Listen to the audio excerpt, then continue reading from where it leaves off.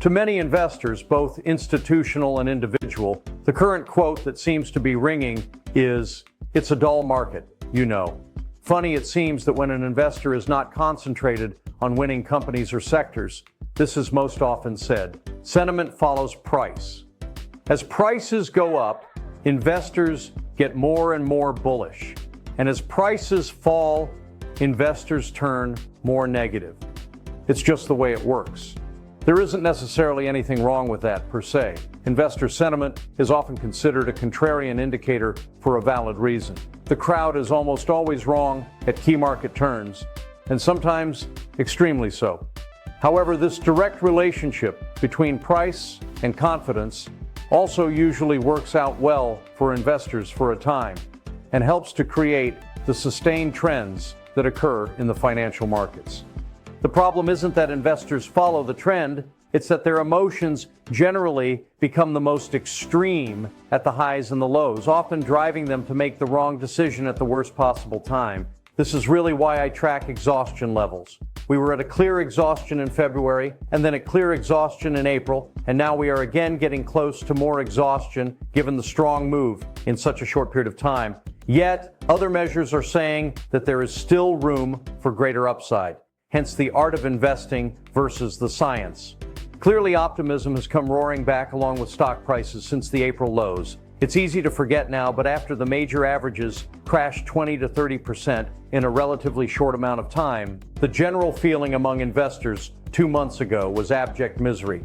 The subsequent improvement in sentiment has been prompted by a definite strengthening across the broad stock market.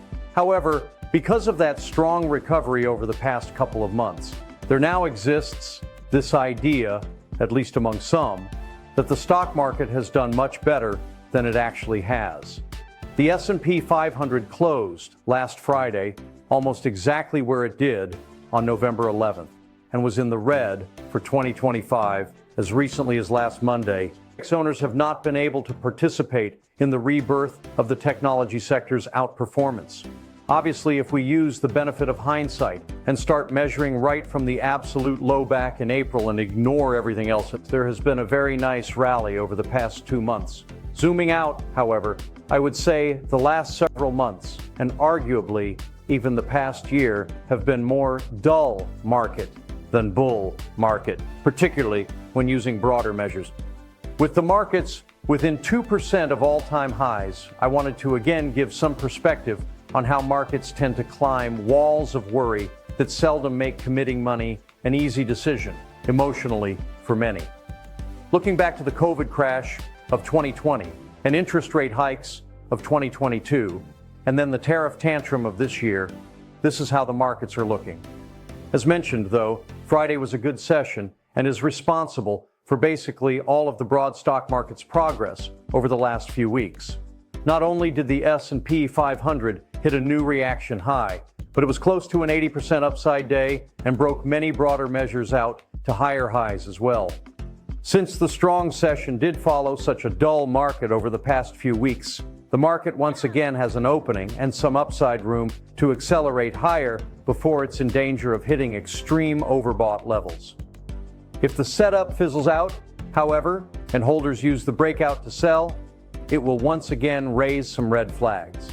It should be a comparably light week for economic reports, with CPI and PPI the highlight on Wednesday and Thursday. So far, the impact of the tariffs have been milder than expected, and the bull case likely needs that to continue. I will note that many of the major indices do now have something resembling rising wedge patterns that have developed over the past couple of weeks. That increases the necessity for the market to accelerate higher here, because if we instead get breakdowns from those rising wedges, the resultant declines could be swift. Expanding the markets to take all equities, ex-US equities, into account in evaluating the markets across the planet and in different asset classes, stocks versus bonds versus commodities, it's important to take notice that MSCI All Country World X, USACWI, has rallied through major resistance. Along with rallying above its prior 2021 cycle high, the breakout is also an 18-year breakaway dating back to its year 2007 peak. Let's differentiate between absolute price and relative leadership. In terms of absolute price, we see this major breakout as additional evidence supporting an intact secular bull. U.S. steadiness is underappreciated and global participation is broadening. Relative to the S&P 500, we reiterate that prior instances of ACWI outperformance have marked opportunities to rotate back into the U.S. equities. We do not see this as any different currently. This chart makes it clear that the price of this all-world ex-U.S. index has now broken out to a level not seen since 2007. But if we are to look really far back, it can be seen that the U.S. has had a level of exceptionalism going back much further, and that except for the brief outperformance in international stock land from approximately 2003 to 2009, the U.S. has continued to be the holder of the baton. I intend to participate in the international arena given the help that the Trump administration is giving to a few countries that will benefit from the trade and tariff deals. But this is really a very select few. At this moment, I see advantages in Mexico and India for reasons open to debate. Suffice it to say that India has a huge labor pool, much like China, and Mexico provides very attractive proximity with manufacturing and labor advantages. With all but two firms in the S&P 500 index having reported for the first quarter, profits in Q1 were up 12.5% from a year earlier on 4.6% revenue growth. These two numbers really piqued my interest. My first thought is, how can you make over 12% more if you only sold 4% more? Well, I think this is where AI and technology efficiencies continue to shine through. How long will this happen? I think until these two numbers start to be less different. We persist in thinking that technology today, including AI, is likely parallel to the automobile in the early 20th century after Henry Ford mechanized the assembly line and reduced the cost of the automobile while raising the overall quality of vehicles, while increasing levels of production, resulting in a change in the way business could execute and consumers could manage their lives. Going back to the art versus the science, I continuously pay attention to where markets are in their overall progression. If the markets are getting ahead of themselves, then I would expect rampant speculation in the form of margin purchases to be increasing. And yet, if we look at margin debt, it continues to decrease since January. This tells me that fear is still rampant and that there could be more room for upside in equity prices.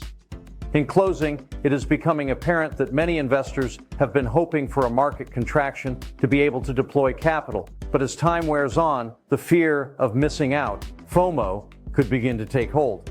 If this happens, we could see a most unexpected rally in equity markets, both here and abroad. I believe that the rise being seen in the international markets is actually quite positive for the U.S. markets, as it reflects a broadening of the number of issues that are re-engaging to the upside. All of this is taking place in the face of stubbornly high interest rates. Last week's labor numbers hinted to the fact that we are in a sort of Goldilocks economy, with shadows looming overhead from tariff disputes, wars, and the U.S. budget impasse. Just imagine what could happen if a budget is reached. China and the U.S. agree on tariffs, and maybe a war is stopped. Things could get really interesting for sure. As always, please contact us if we may be of assistance.